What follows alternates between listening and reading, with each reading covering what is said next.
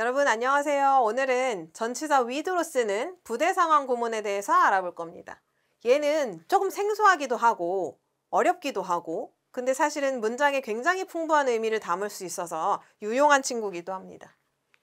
자, 그럼 왜 굳이 전치사 with랑 함께 쓰는 거냐? 전치사 with는요. 동반과 수단의 의미가 있죠. 나 그곳에 친구와 함께 갔어. 그럼 I went there with my friends 한다든가 그것을 칼로 잘라봐. Cut it with a knife 한다든가 그래서 with는 동반과 수단의 의미가 있어요. 거기서 확장된 의미가 상황에까지 적용돼서 상황상 어떤 채로 무엇이 무모한 채로 이런 뜻으로 확장되면서 이 부대 상황을 나타낼 수 있게 된 겁니다. 그래서 명사가 분사한 채로 뭐 이런 식으로 해석하시면 되는데 사실은 어떤 교재들은 얘를 목적어, 목적격 보어라고 보기도 해요. 그럼 왜 굳이 목적어라고 하냐? 어려울 거 없이 그냥 전치사의 목적어라 그렇습니다. 그럼 이 목적어의 보충 설명을 하는 거니까 목적격 보어로 보는 거고요. 사실은 여러분 5형식에서 이미 봤듯이 목적어랑 목적격 보어는 주술 관계가 이루어져 있어요. 그럼 얘네는 당연히 또 다른 주술 관계로 볼 수도 있겠죠. 그럼 저기 분사 자리에 현재 분사가 오냐, 과거 분사가 오냐는 여기 나오는 명사가 직접 하는 행위냐, 당하는 행위냐에 따라서 결정되겠죠. 또 분사 말고도 여러분 형용사구나 전치사구가 오기도 합니다. 그래서 상당히 다양한 형태의 말이 올 수 있기 때문에 다양한 의미를 담아낼 수 있고 또 문맥에 따라서 해석을 자유롭게 할 수 있어서 문장의 의미를 풍부하게 해주죠. 그래서 명사가 뭐뭐한 채로, 명사가 뭐뭐하면서, 명사가 뭐뭐하기 때문에 뭐 이런 식으로 해석할 수 있어요. 자, 예문을 한번 볼까요? With heavy rain pouring down 폭우가 내리는 채로 driving home fast was impossible. 집으로 빨리 운전해 오는 것은 불가능했다. 근데 어떤 상태로 왔냐면 with the car stuck in traffic. 차가 여러분 stuck은 꽉 막힌 가친이거든요.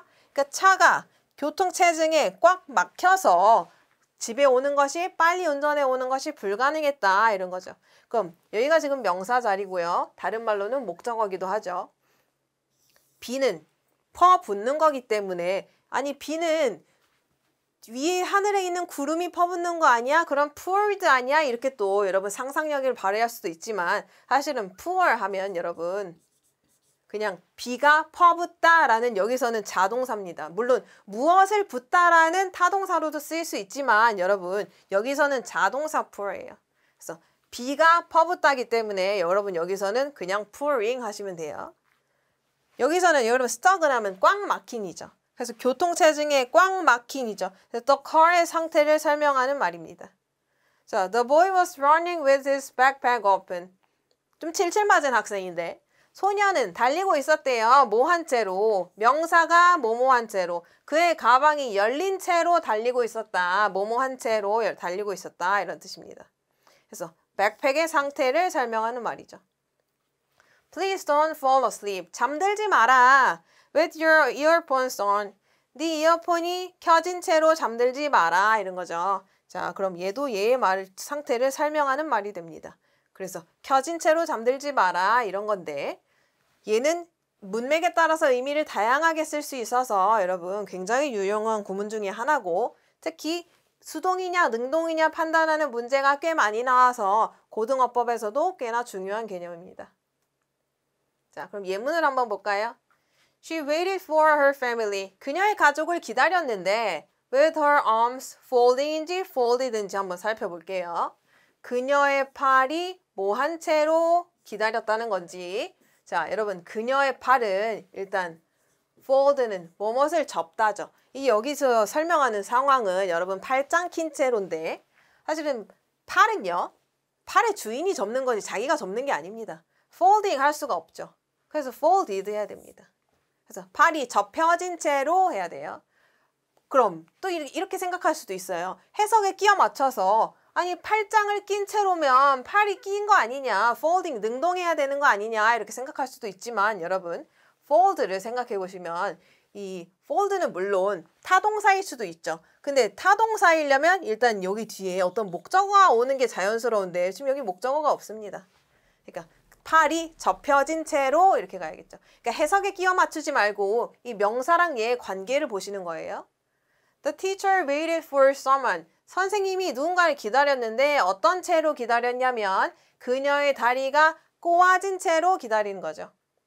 그녀의 다리는 자기가 스스로 움직여서 꼴 수가 없습니다. 그럼 조금 무서울 것 같은데 with her legs crossed 해야겠죠. 꼬아진 채로. 그래서 그녀의 다리가 어떤 애냐를 생각하면 답이 나오죠. 그녀의 다리를 꼰 채로. 그럼 다리가 꼰 거 아니야. 또 해석을 끼워 맞추시면 안 돼요. 그녀의 다리는 꼬여 있는 거죠. 다리 주인에 의해서. The man was reading a magazine. 잡지를 읽고 있었대요. 뭐 한 채로 with his wife 어쩌고저쩌고 beside him. 자, 그의 옆에서 그의 와이프가, 아내가 뜨개질을 하면서 기다리고 있었대요. 그럼 기다리고 있는 게 읽고 있었대요.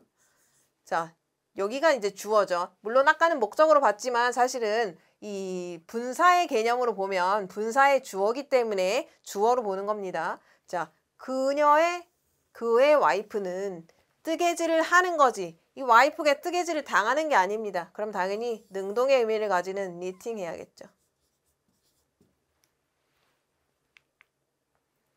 자, 너는 불을 켠 채로 외출하면 안 된다. 뭐뭐 한 채로. You shouldn't go outside. 너 밖에 나가면 안 돼. 뭐뭐 한 채로. 왜? 명사가 뭐뭐 한 채로.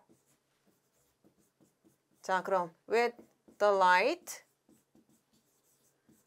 자, 그럼 전등의 입장에서 생각해보면 전등은 자기가 켜는 게 아니라 켜지는 거죠. 그러면 당연히 능동이 아니라 수동의 의미를 가야겠죠. turned on 해야 됩니다. with the light turned on 하면 켜진 채로 하는 거예요. 켠 채로라 그래서 능동 아니야? 이렇게 생각할 수 있지만 여러분 해석이 아니라 얘랑 얘의 관계를 보시는 거예요. 그는 관중들이 그를 보는 채로 축구를 하고 있었다. He was playing soccer. 뭐뭐한 채로. 명사가 뭐뭐한 채로. 관중들이 그를 보는 채로. 관중들. 뭐 the crowd 할까요? 그럼 관중들이 그를 지켜보고 있는 거니까요. 능동적으로 watching him 해야겠죠. 시선을 한눈에 받으면서 축구를 하고 있었다 이 얘기입니다.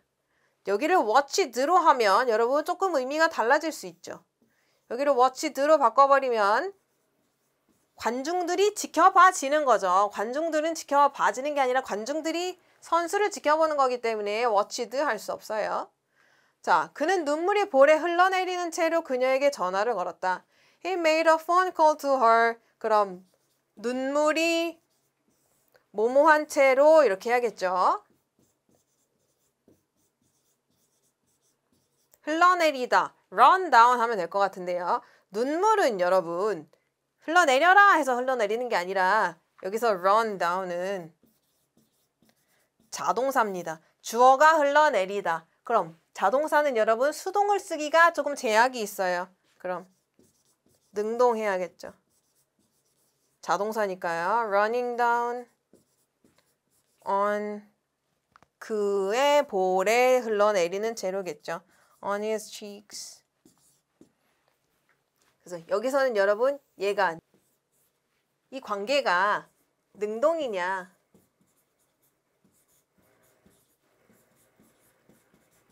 수동이냐를 판단하는 게 결국은 핵심입니다, 여러분. 그래서 이 명사가 즉 with의 목적어, 전치사 with의 목적어가 어떤 행위를 당하면 능동, 현재 분사로 가는 거고요. 만약에 얘가 어떤 행위를 자기가 당하는 거면 과거 분사로 가야겠죠.